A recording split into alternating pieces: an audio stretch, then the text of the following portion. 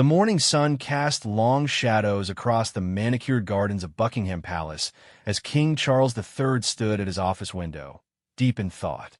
The coronation had been magnificent, filled with centuries of tradition and pageantry, but now came the real work of modernizing the monarchy.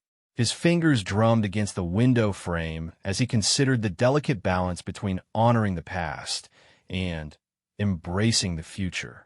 Carole Middleton sat in her kitchen at the family home in Berkshire, her hands wrapped around a warm cup of tea. The steam rose gently, creating patterns in the morning light that filtered through the windows. She had been up since dawn, unable to sleep after receiving the mysterious phone call the evening before. A private secretary from the palace had requested that she and Michael attend a meeting with His Majesty. No details were provided, only that it was a matter of great importance to the royal family. Michael emerged from his study, adjusting his tie with the careful precision that had served him well throughout his career in aviation. His weathered hands showed the years of hard work that had built their successful party planning business from nothing into something remarkable. He caught his wife's worried expression and moved to stand behind her chair, placing gentle hands on her shoulders. "Whatever this is about, we'll face it together," he said softly, his voice carrying the same steady reassurance that had anchored their family through decades of challenges and triumphs. Carole leaned back against his chest, drawing strength from his presence, as she had done countless times before. The drive to London felt longer than usual, despite the familiar route they had traveled so many times to visit Catherine and William. The countryside rolled past their windows in a blur of green fields and ancient stone walls, but neither of them truly saw the scenery. Their minds were occupied with possibilities, each scenario more unlikely than the last. King Charles had spent the early hours of the morning reviewing files and photographs, studying the careful documentation of the Middleton family's journey from middle-class entrepreneurs to the parents of the future queen. Their story fascinated him, not because it was extraordinary in its drama, but because it was extraordinary in its ordinariness. They had raised 3 children with values of hard work, loyalty, and genuine kindness that had served the royal family well. The palace staff moved with their usual efficiency as the morning progressed, but there was an undercurrent of anticipation that seemed to electrify the air. Word had spread quietly through the corridors that something significant was about to unfold, though the exact nature remained shrouded in secrecy. Even the most senior courtiers found themselves speculating about the purpose of the meeting scheduled for 11 o'clock. Catherine sat in her private apartments at Kensington Palace, nervously smoothing her dress as she prepared for what she knew would be a life-changing conversation. William had been called away on royal duties, unaware of the meeting taking place between his grandfather-in-law and his wife's parents. She had been sworn to secrecy by the king himself, though the weight of that secret felt heavier with each passing hour. As their car approached the palace gates, Carole felt her heart racing. The guards recognized them immediately, of course, but there was something different about this visit. Instead of the usual route to the family quarters, they were directed toward the main entrance, where a senior equerry waited to escort them personally. The formality of it all sent a chill down Michael's spine. The corridors of Buckingham Palace seemed to stretch endlessly before them, lined with portraits of monarchs past and present. Each painting seemed to watch their progress with knowing eyes, as if the very walls held secrets that would soon be revealed. Their footsteps echoed softly on the polished marble floors, creating a rhythm that matched the beating of their hearts.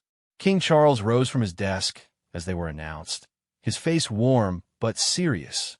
He had always appreciated the Middleton family's respectful but natural approach to royal protocol. They never seemed overwhelmed by the grandeur, yet they never forgot the importance of tradition and ceremony. It was this balance that had convinced him they were the right people for what he was about to propose. "Please sit down," he said, gesturing toward the comfortable chairs arranged before his desk. "I hope you'll forgive the mystery surrounding today's meeting, but what I have to discuss required absolute discretion until now." Carole and Michael exchanged glances, their hands finding each other instinctively.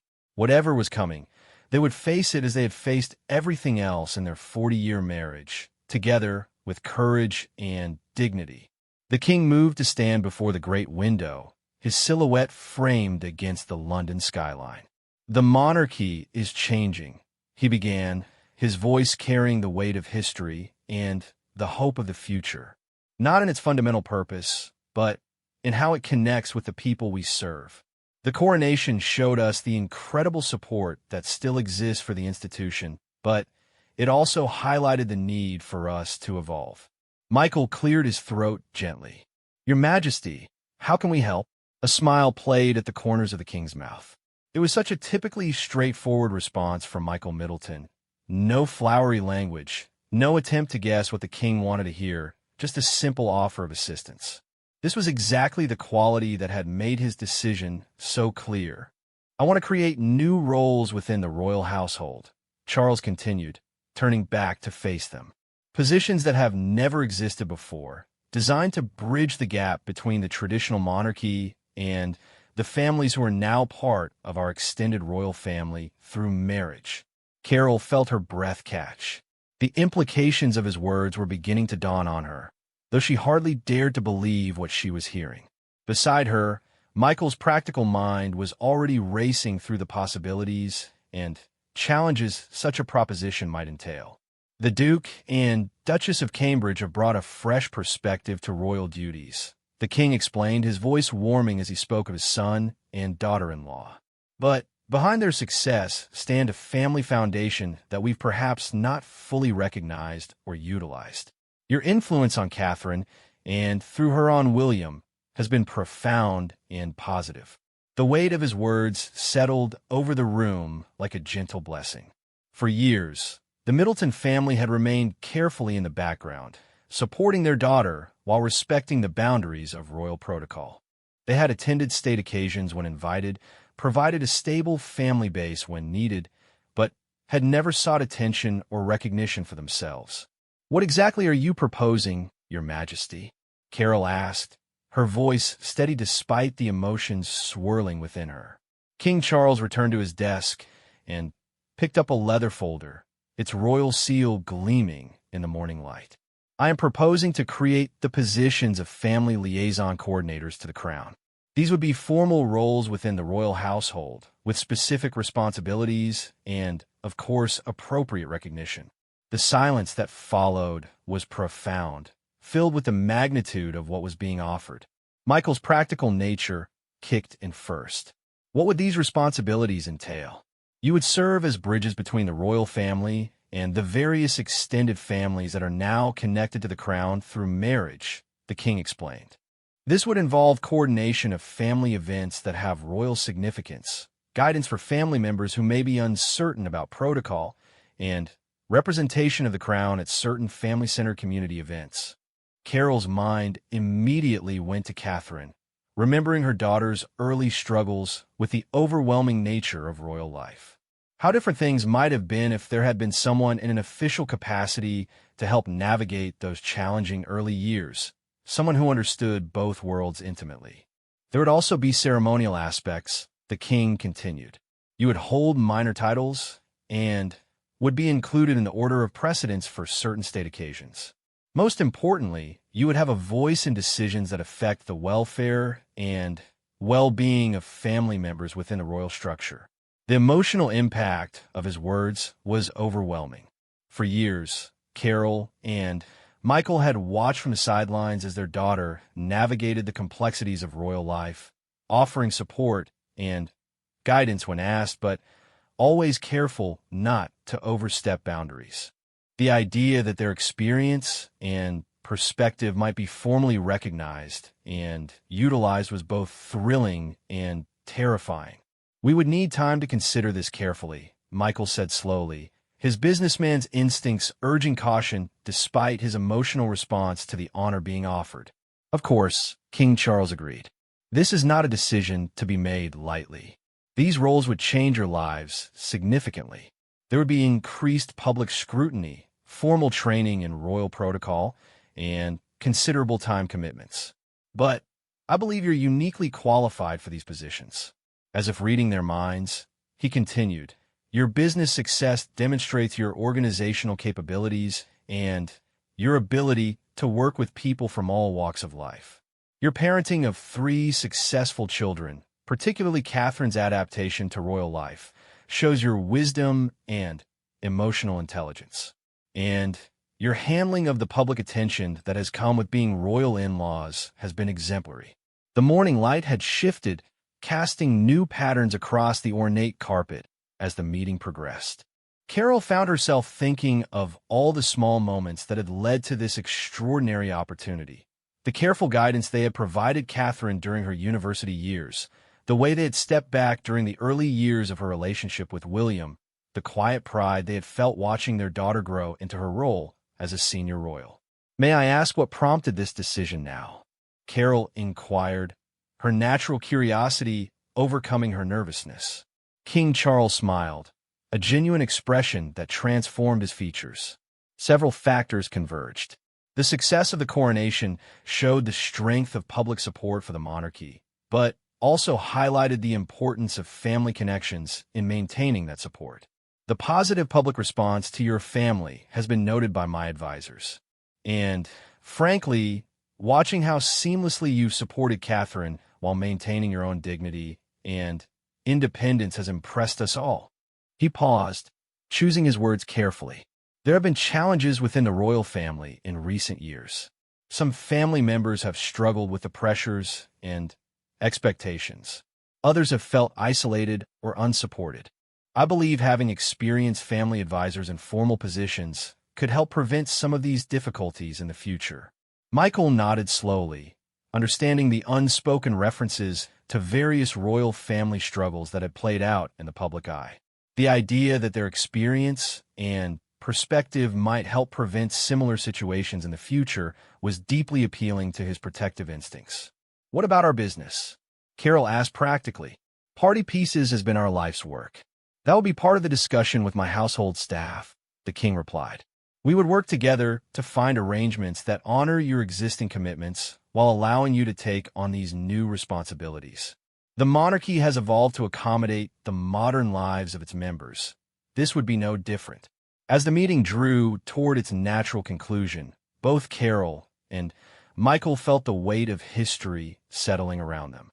This was not just a personal opportunity, but a chance to be part of the monarchy's evolution, to help shape how royal families of the future might be supported and integrated. We are deeply honored by your confidence in us, Michael said formally, rising as the king indicated the meeting was concluding.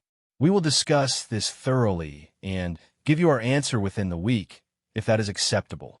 Perfectly acceptable, King Charles agreed, moving around the desk to shake hands with both of them. I should mention that Catherine is aware of my intention to make this offer, and she is very supportive of the idea. She believes, as I do, that your wisdom and experience could benefit not just our family, but the institution itself. As they were escorted back through the corridors of the palace, both Carole and Michael felt as though they were walking in a dream. The portraits on the walls seemed different now, not just historical figures, but potential colleagues in the great work of serving the nation through the monarchy. The drive home passed in contemplative silence, each of them lost in thoughts of what this opportunity might mean for their family, their future, and their legacy. The English countryside that rolled past their windows seemed to hold new significance, as if they were seeing their homeland through different eyes. That evening, as they sat in their familiar kitchen, the same one where they had started their morning with such uncertainty, everything felt changed. The offer from King Charles represented not just recognition of their contribution to the royal family, but an invitation to become part of something larger than themselves, something that had endured for centuries and would continue long after they were gone. 3 days had passed since the extraordinary meeting at Buckingham Palace, and the Middleton household buzzed with quiet tension and excitement. Carole found herself starting conversations and then stopping mid-sentence, her mind constantly returning to the king's unexpected offer. Michael spent hours in his study, making lists and calculations with the methodical approach that had served him well in business, trying to weigh the practical implications of such a dramatic life change. The secret weighed heavily on both of them. They couldn't discuss it with Pippa or James, couldn't seek advice from their closest friends, couldn't even mention it to Catherine directly, though they suspected she was anxiously waiting for their decision. The isolation of keeping such momentous news to themselves felt almost overwhelming at times. Catherine called her mother every evening, as was her habit, but their conversations felt stilted and unnatural. Both women were carefully avoiding the subject that dominated their thoughts, dancing around it with discussions of the weather, the children's activities, and mundane family matters. The strain was evident in Catherine's voice, and Carole could hear the barely contained anxiety beneath her daughter's attempts at normal conversation. "Mom, are you all right?" Catherine finally asked on the third evening, unable to maintain the pretense any longer. "You sound different, distracted somehow." Carole closed her eyes, holding the phone tightly against her ear. "I'm fine, darling. Just thinking through some possibilities for the future." It wasn't exactly a lie, but it felt inadequate. Catherine was quiet for a moment, and Carole could almost hear her thinking, processing the careful choice of words. "Whatever you're considering," Catherine said softly, "you know that William and I support you completely. You and Dad have always made decisions with wisdom and integrity. I trust your judgment implicitly." After hanging up, Carole sat in the growing darkness of her kitchen, tears streaming down her face. The weight of her daughter's trust, combined with the magnitude of the decision before them, felt almost unbearable. This wasn't just about accepting a role or a title. It was about fundamentally changing who they were in the world. Michael found her there an hour later, still sitting in the dark. Without a word, he switched on the lights and moved to put the kettle on, understanding intuitively that this was a moment for tea and quiet conversation, for the kind of gentle processing that had carried them through 4 decades of marriage. "I've been thinking about my grandfather," he said as he prepared their evening tea with the same careful attention he brought to everything in his life.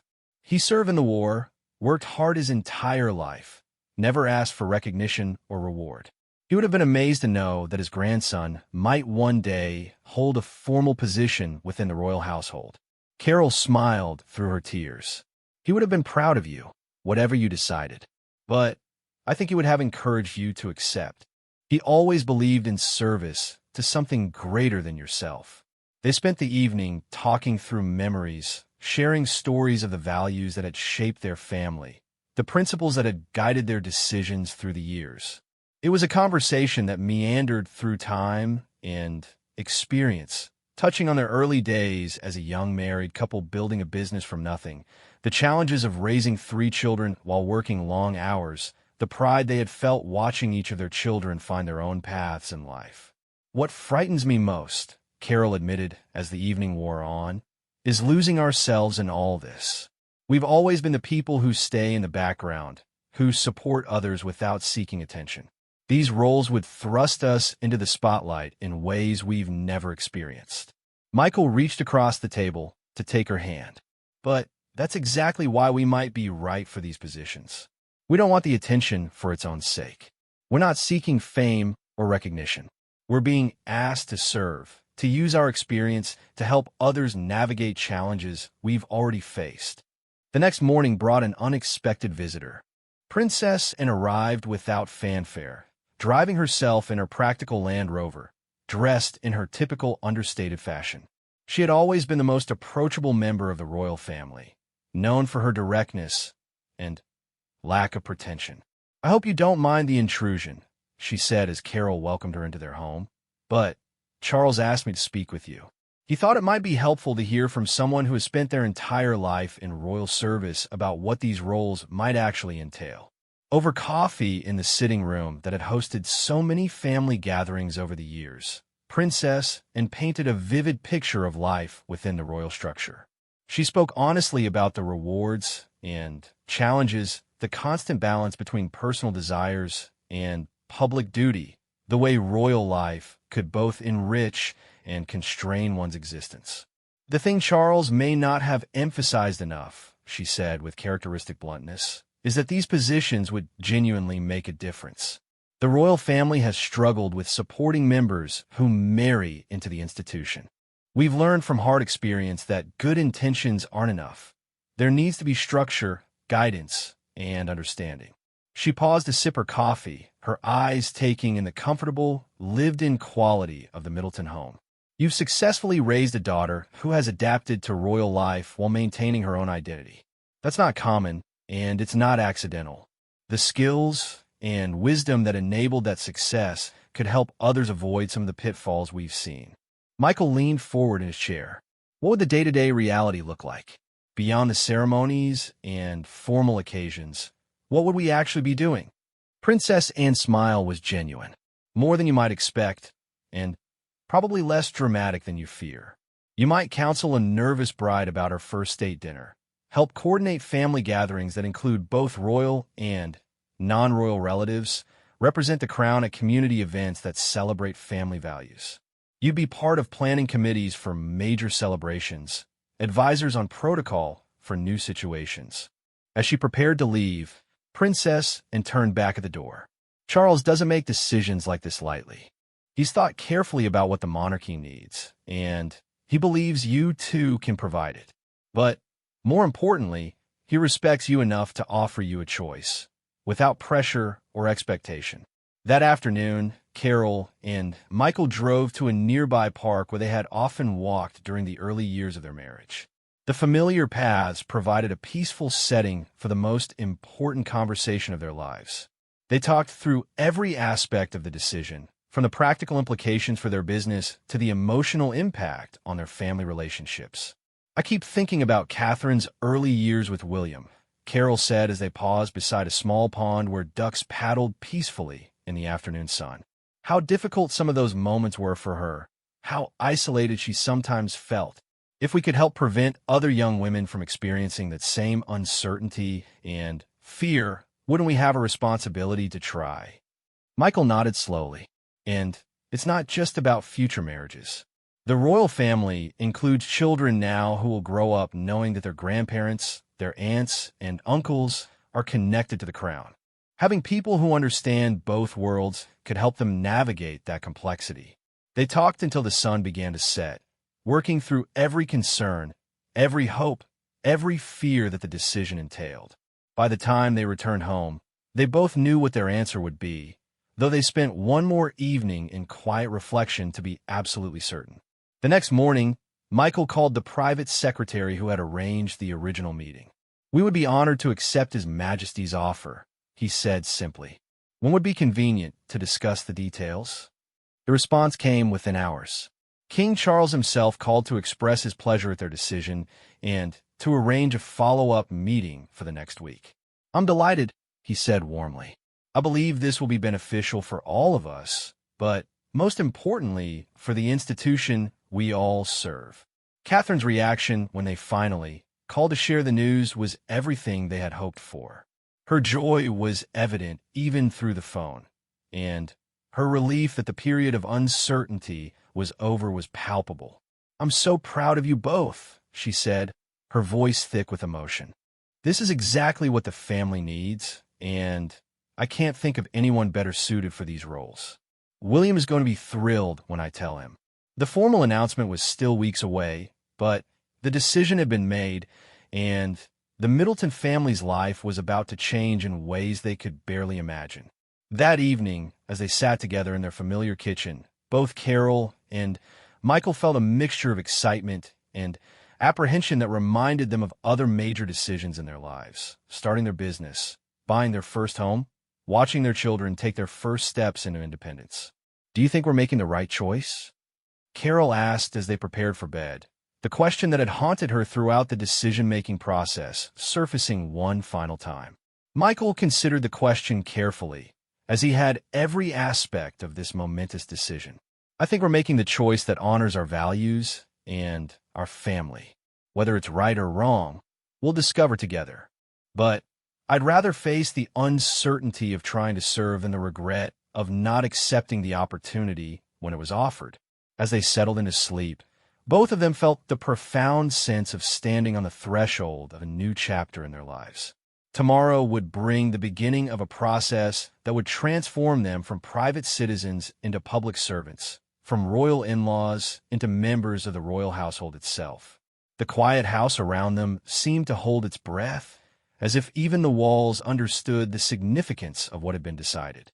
Outside, the English countryside slept peacefully under a canopy of stars, unaware that two of its longtime residents had just committed themselves to serving the crown in ways that had never been attempted before. In palaces across London, preparations were already beginning for the complex process of integrating the Middletons into the royal structure. Constitutional experts were being consulted, protocol advisors were crafting new procedures, and senior courtiers were preparing for what many saw as a bold experiment in modernizing the monarchy. The ripple effects of this decision would extend far beyond the Middleton family itself, influencing how the royal family approached relationships, supported its members, and connected with the British people. But for now, in the quiet of their Berkshire home, Carole and Michael Middleton slept peacefully, secure in the knowledge that they had made their decision with love, wisdom, and a deep commitment to serving something greater than themselves. The morning of their first official training session dawned crisp and clear, with autumn colors painting the London landscape in shades of gold and amber. Carole adjusted her outfit for the third time, settling on a navy blue dress that struck the right balance between formality and approachability. Michael straightened his tie with the same careful precision he had brought to every important day of his life, but today felt different from any business meeting he had ever attended. They arrived at St. James's Palace to find a small group of the most senior courtiers assembled in an elegant conference room overlooking the palace gardens. The Lord Chamberlain himself was present, along with the private secretary to the king, the master of the household, and several other officials whose titles carried the weight of centuries of tradition. "Welcome to what we're calling the Royal Integration Program," announced Sir Clive Alderton, the king's private secretary, with a warm smile that immediately put them at ease. "Over the next 6 weeks, we'll be working together to prepare you for your new roles and to finalize the procedures that will govern your positions." The scope of what lay ahead was both thrilling and overwhelming. They would need to learn the intricacies of court protocol, understand the legal and constitutional aspects of their positions, master the art of public speaking, and develop the skills necessary to represent the crown at various functions. Each day would bring new challenges and new knowledge. Lady Susan Hussey, a longtime lady-in-waiting who had served the late Queen with distinction, took charge of their protocol training.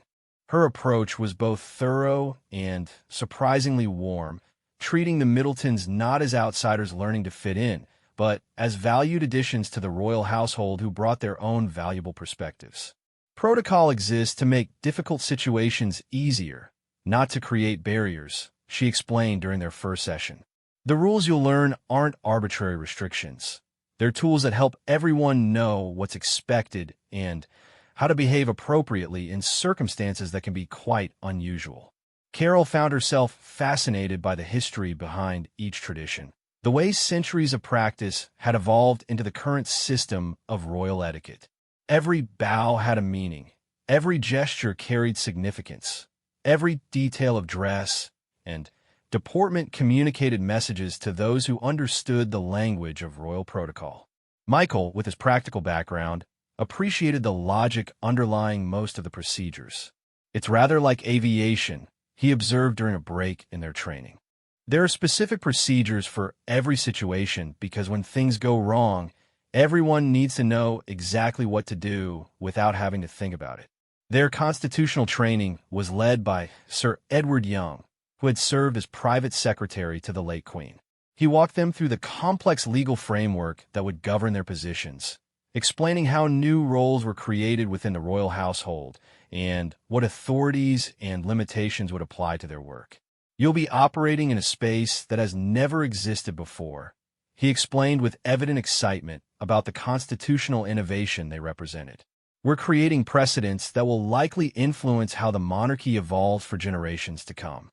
It's both a tremendous responsibility and a remarkable opportunity. The public speaking training proved to be the most challenging aspect of their preparation. Neither Carole nor Michael had ever spoken to large audiences or dealt with the intense scrutiny of the media. Their instructor, a former BBC presenter who now worked with senior royals, pushed them gently but persistently to develop confidence and clarity in their public communication. Remember, you're not just representing yourselves anymore. She reminded them during a particularly difficult session where Michael struggled with speaking clearly while being filmed. Every word, every gesture, every expression will be analyzed and interpreted. But don't let that paralyze you. Authenticity is your greatest asset. People respond to genuine emotion and sincere commitment. Catherine visited them during the third week of training, arriving quietly at St. James's Palace for what was officially described as a family consultation, but was really a daughter checking on her parents during an incredibly challenging time. She found them in the small office that had been assigned for their use during the training period, surrounded by books on constitutional law, court procedures, and royal history. "How are you both holding up?" she asked, settling into a chair across from them with the easy grace that had taken her years to develop, but now seemed effortless. "Some days better than others," Carole admitted with a laugh. "Yesterday, I learned how to properly address 17 different categories of foreign dignitaries. Today, I discovered that there are specific rules for walking behind members of the royal family that vary depending on the occasion, the location, and the relative ranks of everyone involved." Catherine smiled sympathetically. "I remember feeling completely overwhelmed during my early training. There were moments when I wondered if I would ever master it all. But you will, and more importantly, you'll find ways to make it your own." Michael looked up from a thick manual he had been studying. "What I find remarkable is how much thought has gone into anticipating situations that might arise. It's like they planned for every possible contingency." "They have," Catherine confirmed. "Centuries of experience have taught the royal household that preparation is everything. But what you'll discover is that the real skill comes in knowing when to follow the rules exactly and when to adapt them to serve the greater purpose of the occasion." As the training progressed, both Carole and Michael began to feel more confident in their new roles.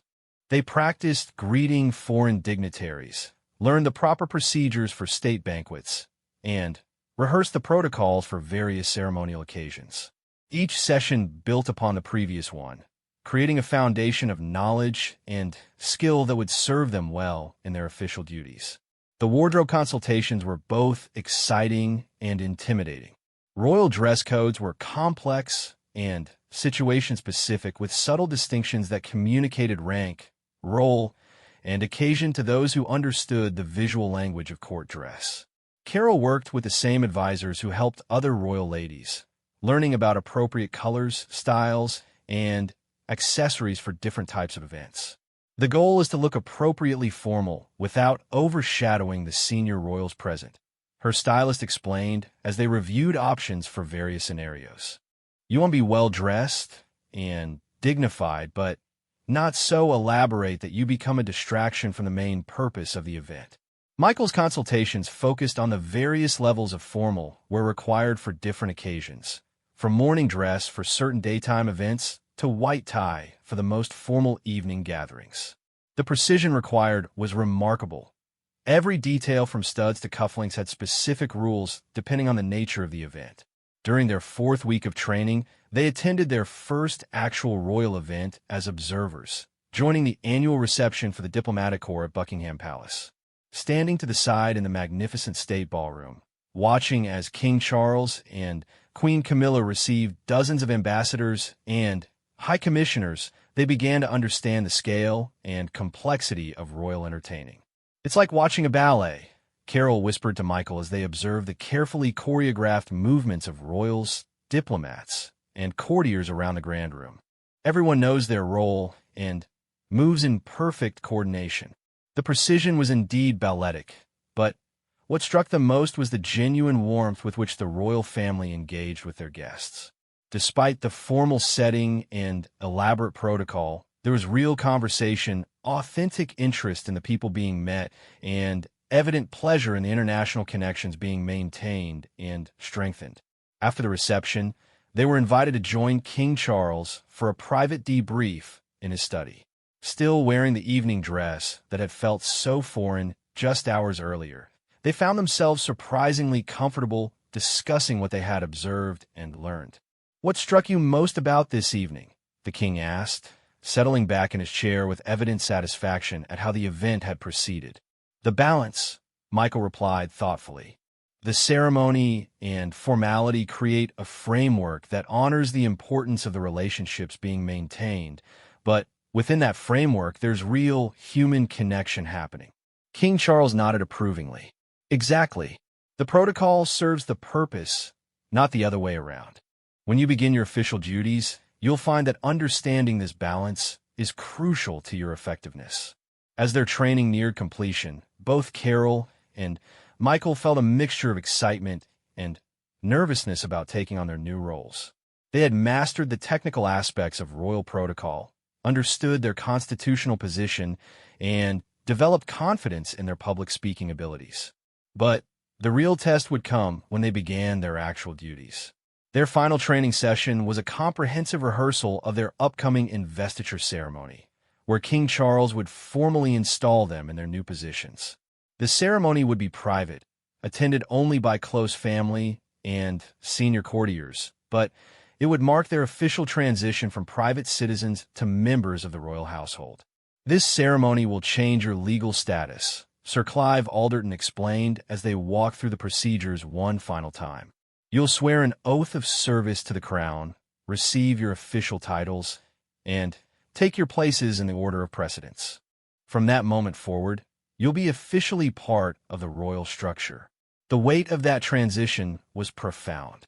For nearly 60 years, they had lived as private citizens, making their own decisions, setting their own priorities, answerable only to themselves and their family.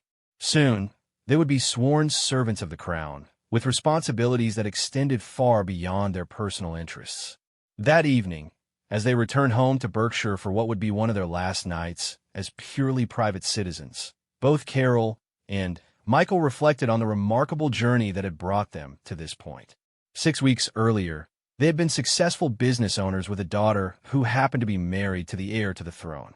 Tomorrow, they would become the first people in British history to hold the positions of family liaison coordinators to the crown. The transformation wasn't just legal or ceremonial. It was deeply personal. They had grown in confidence, developed new skills, and gained a profound appreciation for the complexity and importance of the work they were about to undertake.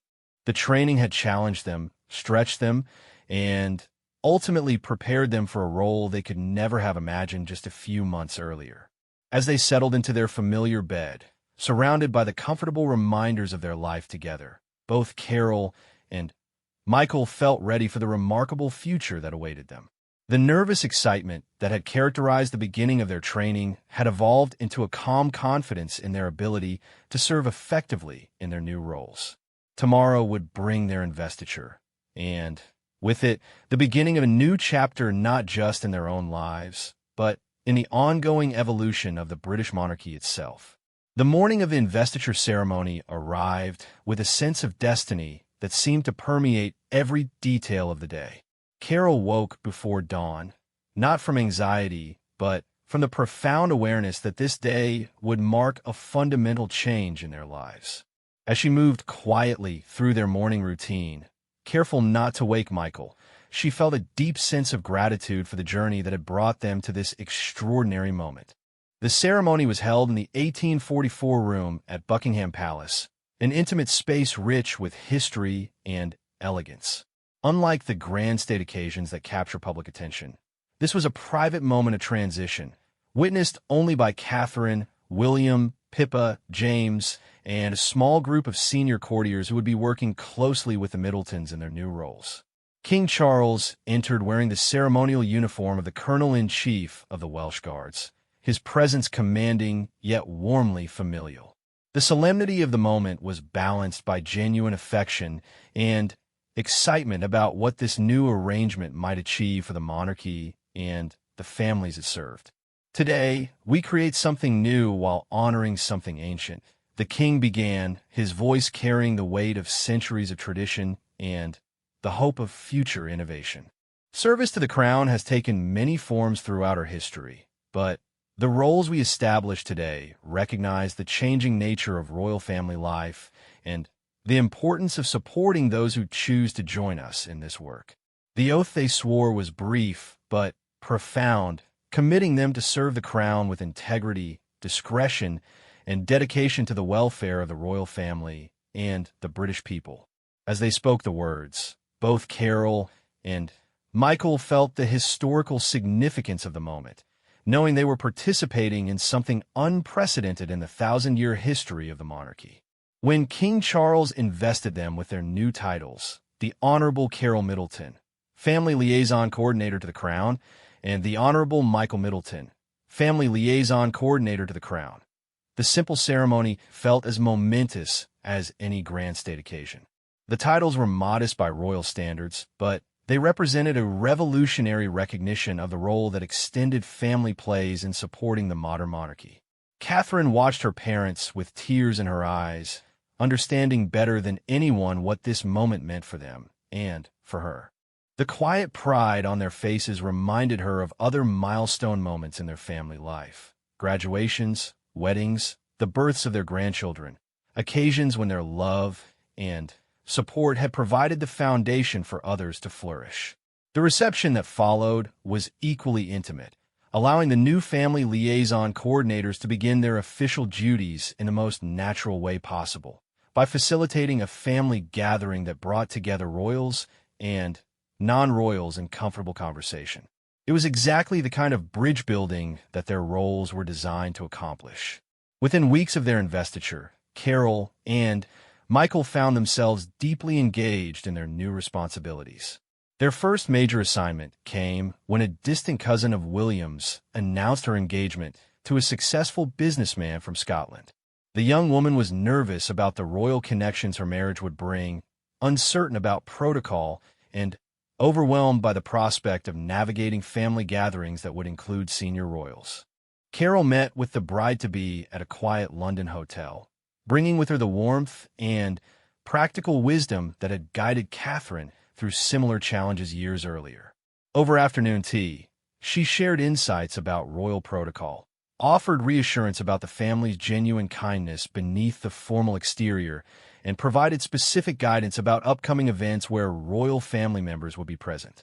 The thing to remember, Carole explained gently, is that beneath all the titles and ceremony, these are people who care deeply about family relationships. They want you to feel comfortable and welcome. The protocol exists to help everyone know what's expected, not to create barriers or make you feel excluded. Michael's first major challenge came when he was asked to coordinate a charity event that would honor the late Queen's legacy while showcasing the new King's priorities. The event needed to bring together multiple generations of royals, representatives from dozens of charities, and leaders from various communities across Britain. The logistics were complex, but Michael's background in business and his newfound understanding of royal protocol made him uniquely qualified to manage the intricate details. Working with event planners, security officials, protocol experts, and charity representatives, Michael orchestrated an afternoon that seamlessly blended tradition and innovation. The late Queen's favorite charities were honored alongside organizations championed by King Charles, creating a bridge between past and present that exemplified the monarchy's continuity and evolution. The public response to the Middletons' new roles was overwhelmingly positive. The British press, initially skeptical about the creation of new positions within the royal household, quickly recognized the wisdom of having experienced family advisors available to help navigate the complexities of royal life. Editorial commentators praised the move as evidence of the monarchy's ability to adapt and evolve while maintaining its essential character. International media coverage was equally favorable, with royal correspondents from around the world noting the innovative approach to supporting extended royal families. Several European monarchies inquired about the structure and function of the new roles, suggesting that the British innovation might influence how other royal houses approach similar challenges. The real test of their effectiveness came 6 months after their investiture, when a crisis arose that required all their new skills and knowledge. A tabloid newspaper published unauthorized photographs of a family gathering that included several minor royals, violating privacy agreements and potentially causing diplomatic complications because foreign royal guests were also present. The situation required immediate and careful management. Michael worked with the palace press office and legal team to address the privacy violations, while Carole reached out to affected family members to provide support and guidance on handling the unwanted attention. Their combined efforts helped resolve the situation quickly and discreetly, preventing what could have become a significant embarrassment for the crown. King Charles later commented privately that the crisis had been handled with exactly the kind of family-centered approach he had envisioned when creating the new positions. The Middletons had provided the personal touch that pure protocol officers might have lacked, while also demonstrating the professional competence necessary for their roles. As their first year in their new positions progressed, both Carole and Michael developed their own specialties within their broader responsibilities. Carole became particularly skilled at supporting young women entering the royal sphere, drawing on her experience with Catherine to provide guidance that was both practical and emotionally sensitive. Her approach combined royal protocol training with genuine maternal warmth, creating a safe space for nervous brides and uncertain family members to ask questions and express concerns. Michael's business background made him invaluable in coordinating large-scale family events and managing the complex logistics that royal gatherings required. His ability to work with vendors, security teams, and protocol officers while keeping family comfort and preferences at the center of planning made him an essential part of the household's event management structure. Their success in their individual specialties led to an expansion of their roles after 18 months. King Charles asked them to begin developing training materials and procedures that could be used to support other royal households around the world. The British approach to integrating extended families into royal structures was generating international interest, and sharing their expertise became part of their contribution to the broader monarchical community. The personal satisfaction they derived from their work was evident to everyone who worked with them. Far from being overwhelmed by their responsibilities, both Carole and Michael seemed to flourish in their new roles. The skills they had developed as parents, business owners, and community members translated remarkably well to royal service, while the formal training they had received gave them the confidence to operate effectively in the most elevated circles. Catherine watched her parents' transformation with amazement and pride. The nervous uncertainty they had felt during their early training had evolved into genuine expertise and confidence. They moved through royal gatherings with ease, advised family members with wisdom and warmth, and represented the crown with dignity and grace that would have been remarkable in courtiers with decades of experience. The impact of their work extended beyond the immediate royal family to influence how the monarchy connected with the British people. Their presence at community events brought an approachable warmth that complemented the more formal dignity of senior royals. People who met them often commented on how natural and genuine they seemed, qualities that enhanced rather than diminished the majesty of the occasions they attended. As their second year in service began, both Carole and Michael reflected on the remarkable journey they had traveled.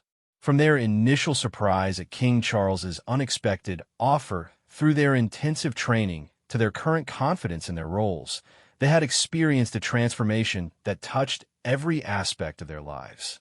The business they had built together remained important to them, though it now operated under professional management that allowed them to focus primarily on their royal duties. Their children had all flourished in their own careers, with Catherine's confidence in her royal role strengthened by having her parents formally recognized as part of the royal structure. Most importantly, they had found a way to serve that honored both their personal values and the ancient institution they now represented. Their work bridged the gap between the formal majesty of the crown and the genuine human connections that sustained family relationships across all social boundaries.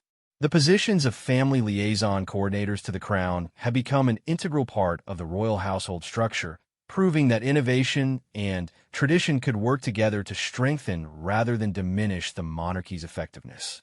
The Middleton's success in these unprecedented roles had created a template that would likely influence royal practice for generations to come.